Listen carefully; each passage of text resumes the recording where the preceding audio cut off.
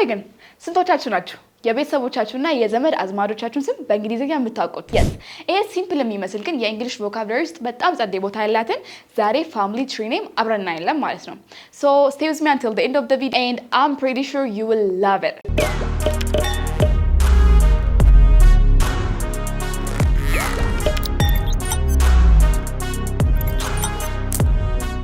so ዛሬ መግቢያችን ላይ እንዳያችሁት አብረን የምናየው ምን ይሆናል ማለት ነው? የፋሚሊ ትሪ የቤተሰቦቻችንን ስም በእንግሊዘኛ መማር ማለት ነው። it may sound በጣም ሲሊ የሆነ ቀለል ያለ ነገር ግን I'm pretty sure ከነዚህ አብዛኛዎቻችሁ ግራ እንደሚያጋባችሁ. so stay with me until the end of the video and learn with me. okay so እንጀምራ። እሺ የመጀመሪያ የምናየው ምንድነው መሰለክ? አማቾቻችንን እንዴት አድሬስ እናደርጋለን በእንግሊዘኛ የሚለውን ነው። አማቾች so አማች የምንላቸው ማለት ነው። አማች በእንግሊዘኛ ምንድነው የምንላቸው? አማቾች ስንል እስቲ ገምት። አማቾች በእንግሊዘኛ ኢን ሎውስ ይባላሉ። ሶ አማች ስንል ኢን ሎው እያልን ነው ማለት ነው። ሶ አማቾች ስንል ኢን ሎውስ ይሆናል ማለት ነው። ለፕሉራል ኤስ አይደል የምንጠቀመው? ሶ ኢን ሎውስ ይሆናሉ ማለት ነው። ሶ አይ ቲንክ በአማርኛ ሁላቸውም አማች ተብለው ነው አድሬስ የሚደረጉት። ኢን እንግሊሽ ግን ሴት ሲሆኑና ወንድ ሲሆኑ የተለያየ አድሬሲንግ ኔም ይኖራቸዋል። ሶ እሱን ደግሞ ኢን ዲቴል አብረን እናያለን ማለት ነው። ሶ የመጀመሪያው የትኛው ነው መሰለክ የምናየው? የባል ወይ ደግሞ የሚስት አባት ሲሆኑ የባል ወይ ደግሞ የሚስት አባት ማለት ነው። ምን እንላቸው ይመስልሃል በእንግሊዘኛ? የባል ወይ የሚስት አባት። እዚህ ጋር አማቾች ሲሆኑ ኢን ሎውስ ብለናቸዋል። ስለዚህ እነሱ ጋር ምን ጨምረክ ነው እነዚህም በእንግሊዘኛ አድሬስ የምታረጋቸው አንተ? very good። ስለዚህ የባል ወይ የሚስት አባት ሲሆኑ ምን ይሆናሉ ማለት ነው? father in law ይሆናል ማለት ነው። father in law አንድ ሰው ስለሆነ ኤስ አንጠቀምም እዚህ ጋር። so father in law ስንል like በወንድ ሆኖ አማቻችን ማለት ነው። ግልጽ ነው። እስቲ እኔ አማች የለኝም በለኝ እስቲ በወንድ ማለት ነው። yes I don't have a father-in-law አለኝ ማለት ስፈልግስ? I have a father-in-law. do you have a father-in-law though? you don't have in-laws. አግባ እንዲኖር። እሺ so ሁለተኛ ደግሞ ይሄ የባል ኦር የሚስት እናት ሲሆኑ ምንድነው የምንላቸው? አባት ሲሆኑ father-in-law አለን። የሚስት ወይ የባል አባት ሲሆኑ የሚስት ኦር የባል እናት ሲሆኑስ ምንድነው የምንላቸው? mother-in-law. yes so እዚህ ጋር ደግሞ የሚስት ኦር የባል እናት ሲሆኑ ደግሞ ምን እንላለን ማለት ነው? mother in law ይሆናሉ ማለት ነው። mother in law። ስለዚህ ሁለታቸውን አንድ ላይ አሁን አማቾቼ ስንል ምን እንላለን አልኩ ማለት ነው መጀመሪያ ላይ? in laws። ስለዚህ አማቾች አሉኝ ማለት ስፈልጉ I have in laws። አማቾች እንዲኖሩኝ ይፈልጋሉ በለኝ እስቲ። አማቾች እንዲኖሩኝ ይፈልጋሉ በለኝ። I need to have in-laws. you need to or you want to? You want? I want. yes አማቾች እንዲኖሩኝ ይፈልጋሉ ስትል I want to have in-laws። ሶስተኛ ላይ ደግሞ ቀጥለን የምናየው እነዚህ አባትን እና እናትን አየን። ከዛ ቀጥለን ደግሞ የባል ወይ የሚስት ወንድም ሲሆንስ? ወንድም ሲሆንስ? Brother-in-law. very good brother-in-law እንላለን። ይሄኛውን ደግሞ brother in law እንላለን ማለት ነው። ስለዚህ brother-in-law የባል ኦር የሚስት ወንድም። እንደዚህ ሲሆንስ? እህት ስትሆንስ? አራተኛ አድርገን ደግሞ የባል ኦር የሚስት እህት ስትሆንስ ምንድነው የምንላት? የባል ኦር የሚስት እህት ስትሆንስ? ወንድም ሲሆን brother in law። ስለዚህ ምን እናረጋታለን ማለት ነው? sister in law እናረጋለን ማለት ነው። very good sister in law ትሆናለች ማለት ነው። ስለዚህ in lawዎቹ like አማቾች ብለን የምንጠራቸው በእንግሊዝኛ ሲሆኑ father, mother, sister, brother የሚለውን አስቀድመን ምን እናደርጋለን ማለት ነው? ኢን ሎውን ጨምረን ስማቸውን መጥራት እንችላለን ማለት ነው። እሺ እሷ አማቼ ናት ማለት ስትፈልግ እንዴት ነው የምትለኝ? እሷ አማቼ ናት። She's my in-law. very good እሷ አማቼ ናት ስትል she is my in-law ብለን መግለጽ እንችላለን ማለት ነው። let's keep on going። አምስተኛ ላይ ደግሞ ቀጥለን የምናየው እንዲህ ሲሆንስ፣ የልጅ ባል ሲሆንስ፣ የልጅ ባል ሲሆንስ ምንድን ነው የምንለው? አሁን ለሴ you have አንተ ልጅ አለክ፣ የልጅ ባል ለአንተ ምንድን ነው ብለን የምትጠራው አንተ? የልጅ ባል ወንድ ልጅ በእንግሊዘኛ ምንድን ነው የሚባለው? Son. yes ስለዚህ ምን ትጨምራታለህ ሳን ላይ ማለት ነው? In-law. ኢንሎው ትጨምራታለህ ማለት ነው። ሳን ኢንሎው ይሆናል ማለት ነው። ይሄኛው ደግሞ ሳን ኢንሎው ይሆናል ማለት ነው። የልጅ ባል ሲሆን ደግሞ ሳን ኢንሎው እናደርጋለን። የልጅ ባል ሲሆን ሳን ኢንሎው አለን አይደል? የልጅ ሚስት ሲሆን ስድስተኛ ላይ የልጅ ሚስት ስትሆንስ ምንድን ነው የምንላት? Daughter-in-law. very good ስለዚህ የልጅ ሚስት ሲሆን ደግሞ ምን እናደርጋለን? ሳን የወንድ ልጅ ነው፣ ሴት ልጅ ደግሞ ዳውተር አይደለም የምንለው። ስለዚህ ዳውተር ኢን ሎው እንላታለን ማለት ነው። ስለዚህ ከዚህም በኋላ የልጃችሁ ሚስት መጥራት ስትፈልጉ ዳውተር ኢን ሎው እሱ ሲምፕል ስለማናውቃቸው እንጂ አብዛኛውን ጊዜ ስለማንጠቀማቸው ነው እንጂ ማለት ነው።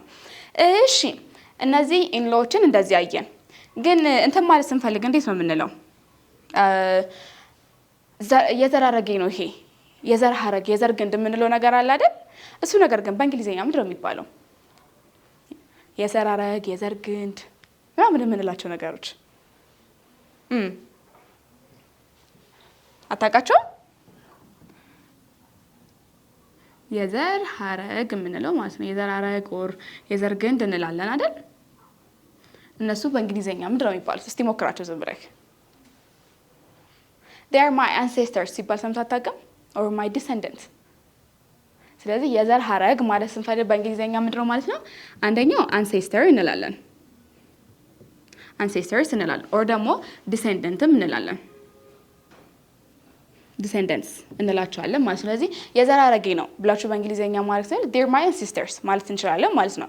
ስለዚህ የዘር ሐረግ ancestors ወይ ደግሞ descendants ብለን መጥራት እንችላለን። እሺ ዘመድ ናቸው ማለት ስትፈልግ ዘመድ ራሱ ምንድን ነው ተብሎ የሚጠራው? ዘመድ Family. ፋሚሊማ ቤተሰብ ነው። ዘመድ ሲሆን ዘመዶቼ ናቸው ብላውን ሰው መናገር ስትፈልግ እንዴት ነው የምትለው? ዘመድ ደግሞ እንዴት ብለን እንጠራለን መሰለክ? relatives እንላቸዋለን። relatives ሶ ዘመዶች ስትል ዘመድ ሲሆን ሪሌቲቭ ብቻ ያለ ኤስ ዘመዶች ሲሆን ደግሞ relatives እንላቸዋለን ማለት ነው። እሺ ጠቅላላውን ዘመድ ስንጠራ ሪሌቲቭ አለን። ከዛ ይሄ የቅርብ ዘመድ የምንላቸው አሉ አይደል? የቅርብ ዘመድ የምንላቸው ደግሞ አሉ። እነሱስ ምንድን ነው የሚባሉት? የቅርብ ዘመድ ናት እኮ ከእሷ ጋር ማለት ስትፈልግ የቅርብ ዘመድ Near relative. ኒር ሪሌቲቭ። እስቲ ሌላ ሞክር። አጠገብ ስንል እንዴት ነው የምንለው? Next. የስ ስለዚህ ምን ታደርጋለህ መሰለ? ኔክስት ቱ ኪን እንላቸዋለን።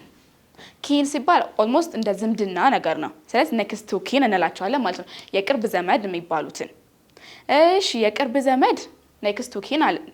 ይሄ የስጋ ዘመዴ ነው ስንልስ የስጋ ዘመድ የምንለው ደግሞ አለ። በጣም ላይክ ብላድ ሪሌትድ የሆነም ማለት ነው። እነሱንስ እንዴት ነው የምንለው? የስጋ ዘመድ Blood relation. very good የስጋ ዘመድ ሲሆን ደግሞ ምን እንላቸዋለን ማለት ነው? ብላድ ሪሌሽን እንላቸዋለን ማለት ነው። ሶ እነዚህ ዘመድ ሲሆን ሪሌቲቭስ እንላቸዋለን። የቅርብ ዘመድ ሲሆኑ ኔክስት ቱ ኪን እንላቸዋለን። ከዛ የስጋ ዘመድ ሲሆን ደግሞ ብላድ ሪሌሽን እንላለን። ስለዚህ አሁን ደግሞ ከዛ ቀጥለን እስቲ የብላድ ሪሌሽኖችን አንዳንድ መጠሪያ ስሞችን ደግሞ እነዚህ የደም ዘመድ የምንላቸው የስጋ ዘመድ የምንላቸው ማለት ነው። ቀጥለን ደግሞ ምን እናያለን መሰለክ? ይሄን ነገር መጠራን ወደ ቤተሰብ ደግሞ ትንሽ ጠበብ እናርጋት። ሶ ይሄ ብራዘር ሲስተር የሚባሉትን እናውቃቸዋለን። እህት ወንድም ስንል ነው። እነሱን አንድ ላይ መጥራት ስንፈልግ እንዴት ነው የምንጠራቸው? ላይክ አሁን ላይክ እህትና ወንድሞቼ ናቸው ላይክ እንላለን አይደል? በአማርኛ እነሱን በአንድ መጠሪያ እንዴት ነው መጥራት የምንችለው? ብራዘር ኤንድ ሲስተር ሲሆኑ ማለት ነው። ብራዘር ኤንድ ሲስተር አንድ ላይ ስንጠራ እንዴት ነው የምንጠራው በእንግሊዝኛ? እህትና ወንድሞቼ ናቸው ብለህ በእንግሊዝኛ ንገረኝ እስቲ አንተ።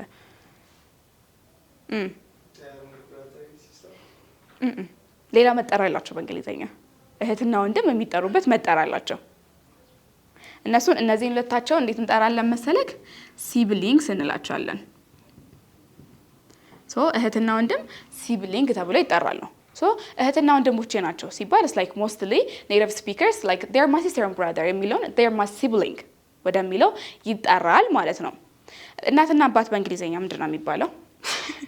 እናትና አባት የስ ፋዘር ኤንድ ማዘር እንላቸዋለን አይደል? ማዘር እንላቸዋለን።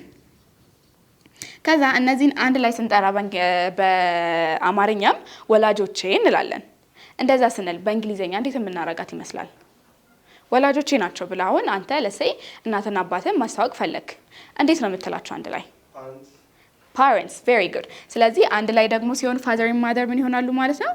ፓረንት የሚለውን ይሆናሉ ማለት ነው። ፓረንትስ እንላቸዋለን ማለት ነው። እናትና አባት አንድ ላይ ፓረንትስ ይሆናሉ።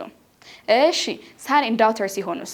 አሁን ለምሳሌ ለሰይ አንተ ላይክ ልጆቼ ብለክ ለሰው መናገር ብፈልግ እዚህ ጋር እህቱና ወንድሞቼ ብለህ መናገር ስፈልግ ነው።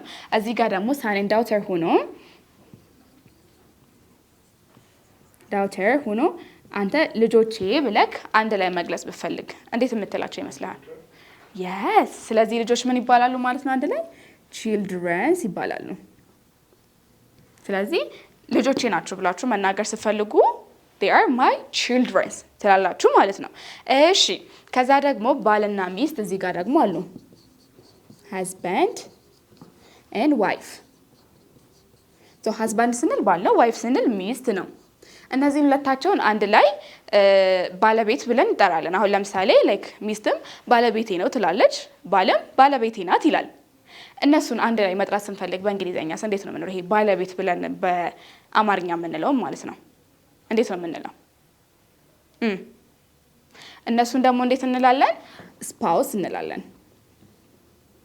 ሶ ላይክ ሚስቴ ናት ባሌ ናት ብላችሁ በእንግሊዝኛ መናገር ከፈለጋችሁ you can just say my spouse, he's my spouse, she's my spouse ብላችሁ መናገር ትችላላችሁ ማለት ነው።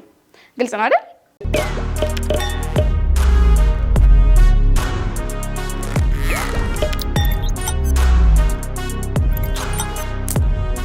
ኦኬ አሁን ደግሞ ቀጥለን ምን እናያለን መሰላችሁ? እነዚህ ላይክ የእንጀራ እናት፣ የእንጀራ አባት፣ የእንጀራ እህት፣ የእንጀራ ወንድም እንላቸው አለ አይደል? የእነሱን እንግሊሽ ኔም ደግሞ አብረን እናያለን ማለት ነው። ሶ በመጀመሪያ የእንጀራ አባት ስንል በእንግሊዝኛ እንዴት የምንጠራው ይመስላል? የእንጀራ አባት የስ። የእንጀራ አባት ምን እንላለን? ስቴፕ ፋዘር እንላለን። ስቴፕ ፋዘር ስንል እንጀራ ነው። እኔ የእንጀራ አባት አለኝ በለኝ እስቲ። I have a step father ትለኛለህ ማለት ነው። I have a step father ትላለህ። እሺ ከዛ ቀጥለን ደግሞ ምን እናያለን መሰለህ? የእንጀራ እናት ሲሆንስ? የእንጀራ እናት ሲሆንስ ምንድን ነው የሚሆነው? የእንጀራ እናት ስቴፕ ማዘር። ስቴፕ ማዘር እንላለን። ስቴፕ ማዘር እንላታለን። እኔ እንጀራ እናት እንድትኖረኝ አልፈልግም በለኝ እስቲ። እኔ እንጀራ እናት እንድትኖረኝ አልፈልግም። have yes I don't want to have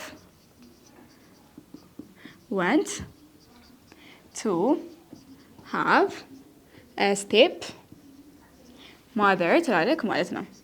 I don't want to have a step mother ትላለክ ማለት ነው። እኔ እንጀራ እናት አለችኝ ማለት ስፈልግስ I have a step mother ትላለክ ማለት ነው። ስለዚህ የእንጀራ እናት ስቴፕ ማዘር፣ የእንጀራ አባት ሲሆን ደግሞ ስቴፕ ፋዘር ይባላሉ። ከዛ የእንጀራ ወንድም ብናረገውስ? የእንጀራ ወንድም ብንለውስ? የእንጀራ ወንድምስ ምንም ቢባል ይመስልሃል? የስ የእንጀራ ወንድም ደግሞ ስቴፕ ብራዘር እንላለን። እኔ 2 የእንጀራ ወንድሞች አሉኝ በለኝ እስቲ። የስ አይ ሃቭ 2 ስቴፕ ብራዘርስ ትላለክ ማለት ነው። እሺ ሶ የእንጀራ ወንድም ሲሆን ስቴፕ ብራዘር አለን። የእንጀራ እህት ስናረገውስ? የእንጀራ እህት ስናረገውስ? የእንጀራ እህት የእንጀራ ወንድም ስቴፕ ብራዘር አለን። የእንጀራ እና ወንድም ሲሆን የእንጀራ እህት ሲሆንስ? ስቴፕ ሲስተር ይሆናል ማለት ነው። ስቴፕ ሲስተር እንላለን። እኔ የእንጀራ እህቴን እወዳታለሁ በለኝ እስቲ በእንግሊዝኛ። Yes, I love my step sister ትላለክ። እሺ ከእንጀራ እህቴ ጋር አንግባባም ማለት ከፈለክስ? ዝም አንግባባም አንጣጣም ነገር ማለት ከፈለክስ እንዴት ነው የምትለኝ? We don't get along with my step sister ትላለክ። እሺ ሶ የእንጀራ ወንድም ስቴፕ ብራዘር፣ የእንጀራ እህት ስቴፕ ሲስተር አለን።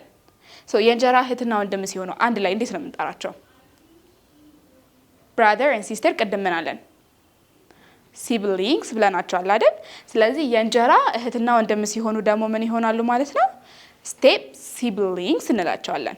ስቴፕ ሲብሊንግስ አንድ ላይ የእንጀራ እህትና ወንድምን አንድ ላይ መጥራት ስንፈልግ ምን እንላለን ማለት ነው? ስቴፕ ሲብሊንግ እንላቸዋለን ማለት ነው። እሺ የእንጀራ እናትና አባትን አንድ ላይ መጥራት ብንፈልግስ? እናትና አባት ቅድም ምን አልናቸው? ፓረንትስ አልናቸው አይደል? ስለዚህ የእንጀራ አባትና እናት አንድ ላይ መጥራት ስንፈልግ ምን እንላለን ማለት ነው? ስቴፕ ፓረንትስ ይሆናሉ ማለት ነው። ስለዚህ ስቴፕ ፓረንትስ ኤንድ ስቴፕ ሲብሊንግስ ይሆናሉ ማለት ነው። እሺ አሁን ደግሞ ቀጥለን በተለምዶ የእናት ልጅ የአባት ልጅ ብለን የምንጠራቸዋለሁ አይደል? which means የእናት ልጅ የአባት ልጅ ስንል በእናት ወይ ደግሞ በአባት ብቻ የምንዛመዳቸው እህትና ወንድሞቻችን ማለት ነው። እነሱን ደግሞ በእንግሊዘኛ መጥራት ስንፈልግ እንዴት እንጠራለን የሚለውን እኔ በእናታችን ወይ የእናት ወይ ደግሞ የአባት ልጅ ብለን የምንጠራው ወንድ ሲሆን ኦር ለኛ ወንድም ሲሆን ማለት ነው እንዴት ብለን የምንጠራው ይመስልሃል? ግማሽ በእንግሊዘኛ ምንድነው የሚባለው?